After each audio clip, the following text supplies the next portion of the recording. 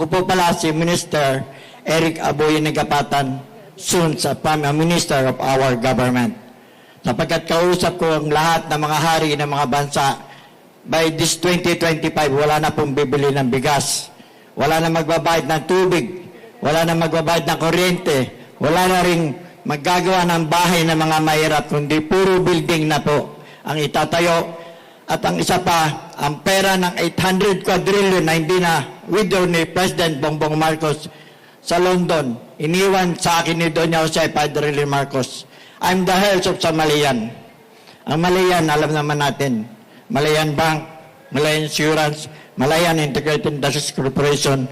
Ako po isa sa heredero na iniwan sa akin ang mga pagpapala na ito. Ako ang boy nila sa Batak.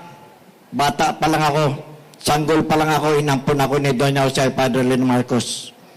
Ang lahat ng ito iniwan sa akin ni Doña Josepa. Pero ng President na si Bongbong Marcos, ibinigay ko rin sa kanya. But nakalimutan niya yung mga code nito. Pero nung panahon na yon, nang ibinigay ko sa kanya ito para gamitin sa more than 100 million families.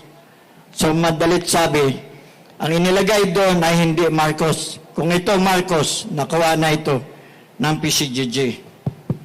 Paano ang mga Pilipino? I want...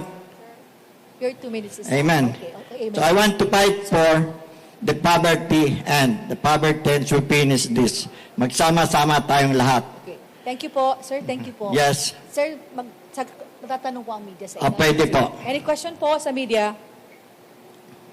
Go ahead. Sir Eric, ano pong profession po ninyo? So actually, I'm a building contractor. I was graduate in Pennsylvania. Ang nagparal sa akin doon, una, si Lola Josepa Darlene Marcos. Madalit sabi, ang mga bagay na ito ay ginawa ko para, nung time na yon, natatandaan nyo ba, 6 na beses na, pang-6 na beses wala nang apela si President Bongbong Marcos sa Supreme Court. Sa Comelec wala na rin. Pero ang Diyos, binigyan ako ng wisdom, nakikita ko ang taong bayan, nag-arali sa Comelec, nag-arali sa Supreme Court. Pero nag-usap kami ni attorney, sabi ko, demanda ko muna si Guanzon sa International Court of Justice. Sa Office of the Ombudsman, ako po yung nag-file ng case sa kanya. Nagtaka ang buong mundo. Nagdating dito ang mga sumuport sa akin. Noon siya, kinukuha na si Guanzon doon, nag-step down na lang siya. Nagtaka ang buong mundo bakit siya nag-step down, samantalang ayaw nila maging president si Bongbong Marcos. Ano po ang gagawin po ninyo sa Senado sakaling kayo po'y manalo? Wala na pong bibili ng bigas sa susunod na pag-upo ko po. Sapagkat kausap ko lahat ng mga hari ng mga bansa na ang lahat ng mga bagay na ito, kinuha ko ang sobereintiya ng Pilipinas sa lahat ng mga bansa.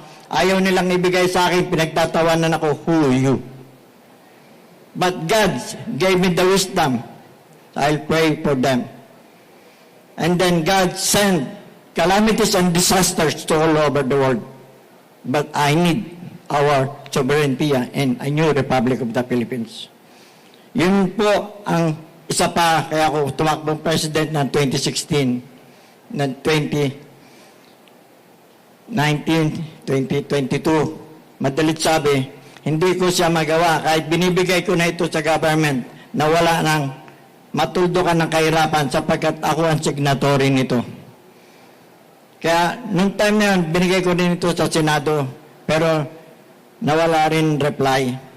Pero mabuti ngayon, binigyan niyo rin ako ng pagkakataon makapagsalita rito sa harapan ninyo. Kaya natutuwa si God Almighty sa inyong lahat sapagkat nagkakaisa na tayo ngayon, nagkakaroon tayo ng unity and reconciliations. Patawarin natin lahat yung mga nagkasala.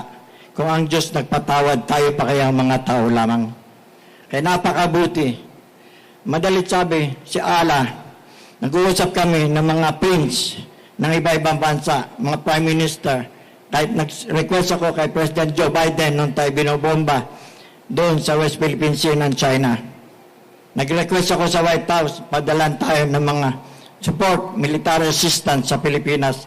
Nagawa ko po yun sapagkat I'm a reserve officer of Armed Forces of the Philippines. Nag-graduate po ako. Nag-aral ako sa UP as Sunday Soldier Rangers, Rainbow Ranger. Natapos ko po yun siya. Ako nag-drive ka NTBB Barba pag pupunta ka palagi sa Batak. On that time, pilit ko po siyang inaapuha at makatulong ako sa bayan. Kahit po, boy lamang nila ako doon, nagalinis ako ng garden nila. Pinilit ko siya makatapos ng pag-aaral. Hanggang sa nag-third year college ako, sa Roosevelt College sa Marikina. Madalit sabi, pinag-aral ko pa rin yung sarili ko sa ibang bansa. Doon ako nag-take ng board exam as a general building contractor sa engineering. Ako lang po isang Pilipino nakapasa doon. Kaya nag-design ako ng 500 stories sa Pilipinas. Nung nag-exam ako sa Philippine Contractors Accreditation Board, nagulat lahat ng mga engineer, mga director, mga lawyer doon. Where did you get funds? Pinakita ko sa kanila ang mga fund na hindi dito sa akin. Nagulat sila, should be Bishop Eric Aboy Nagapatan sabi sa akin, should be possible. You can do a new technology in the Philippines. Yun po kasi pinag-aralan ko, mag-design ako ng hanggang 500 stories. Sino pa bibili ng mga tirahan nila? Magagawa, kagaya pinakita ng Diyos, ang lahat ng kanilang mga tirahan, winalis lang, itinapon lang sa dagat ng Diyos. They are all nothing. Kaya gumagawa ko ng building natin, ilalagay sa Metro Manila, doon sa nasunog, o kaya kung saan man, kahit sa gitna ng dagat, kung hindi man ako makakuha, kaya may lakuna ng posisyon doon sa Manila, sa malapit, saan ipatayo yung mga building. Pero palagi pabalik-balik kami kay Mayor Lacuna na hindi niya kami nabigyan ng pansin na makapagtayo ng building doon. Kahit ang mga foreigner hindi dito sa Pilipinas, nalungkot sila. Madalit sabi, ngayon, gagawa talaga ako ng building. Kung ayaw man ako bigyan sa Eveland, dito sa Manila, doon ko siya lalagay sa West Philippines yung 500 stories. Sir? Napakabuti po. Sir, sinabi niyo, sir, wala nang bibili ng bigas, sir? Yes, totoo po. Ano po yung pangako ng mga hari sa inyo? So actually, ang soberentiya ng Pilipinas ang kinuha ko doon. Ang aking exploration, so madalit sabi, bago ko siya nakuha yung mga bagay na yan, nag-explore ako ng minerals natin. Nagbabarter kami ngayon. Hindi pera ang kinuha ko sa mga bansa, kundi sinupply ko ang minerals natin, ang binalik nila, yung pagkakailanganin ng mga mahihirap, dinuldukan ko lahat ng kahirapan.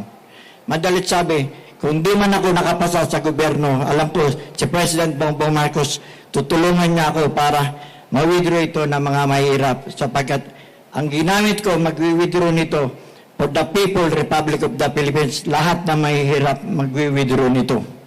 Wala nang pipila maghingi ng ayuda sa municipality. Wala na. Sapagkat lahat sila may mga ATM card, lahat ng mga mahirap, senior citizen, hanggang kaapu-apuan niya ay meron pong pagpapala sa government natin. Kasi ang aking exploration, nasa YouTube po, bukas mo sa YouTube, Titanium 5 by Eric Nagapatan, iyan po yung aming pinagbabartiran ng lahat ng mga bansa. Sapagkat kung wala ang minerals ng mga natin, na mayaman ng Pilipinas, ay magko-collapse lahat ang economy ng buong mundo sapagkat ang minerals natin ang kanilang kailangan. Kung inyo mapapansin sa mabang panahon, dikit-dikit ang mga China vessels sa gitna ng dagat. Ilang taon magsimula nung ako'y bata pa, nakikita ko na rin mga shipment na yan. Ano yan? Hindi yan nagamina dyan, nag-vacuum na lang ng minerals yan. Bakit dikit-dikit siya ayaw umalis? Pagkapuno na, larga naman yan, paipapalit na naman. Ganon ang yaman ng Pilipinas, magsimula nung ako'y bata pa. Inihigop lang ito. Kaya inilagay ko muna ang exploration ito ni Lola Josefa sa pangalan ko. Nilagay ko siya noong panahon pa yun ni President Gloria Macapagal Arroyo. Noong time na yun, the exploration, naunang sumakay sa chopper, ang deputy general niya at ang mga kanya mga military, pero sumabog yung airplane na yun. Sumabog yung chopper. Sapagkat yung minerals na yan, pag nadikit ka dyan, hindi ka na makakalipad muli. Doon naawa ko kay General Prostrum kasi siya yung nag-imbestiga nito na atasan ni President Gloria Macapagal Arroyo. Excuse me On that po. time, yung aking exploration, inilagay. Sir, excuse me Di ba? po. time is up na po. Okay For ba? 8 minutes. Okay. Okay ba? Sige po. Thank you. Amen. Amen. Thank you po. Maraming salamat po sa inyo. Susunod naman po muli.